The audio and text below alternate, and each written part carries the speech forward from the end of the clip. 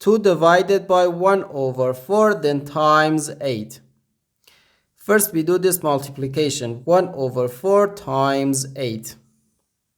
4 divided by 4 gives us 1, and 8 divided by 4 is just 2. So here we have just 2. And the 2 divided by 2 equals 1. But this answer is not correct, because according to the order of operations, multiplication and division have equal priority, and we have to work from left to right.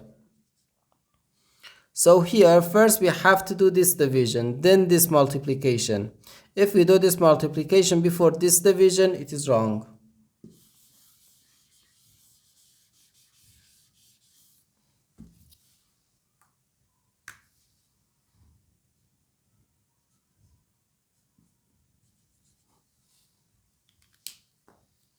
So first we have to do this division. 2 divided by 1 over 4. According to the KCF rule, K stands for keep, C stands for change, and F stands for flip. We can write keep the first fraction, change division to multiplication, and flip the second fraction. And here we have times 8. So 2 times 4 times 8. 2 times 4 gives us 8. So 8 times 8, which equals 64. And this is our final answer to this problem.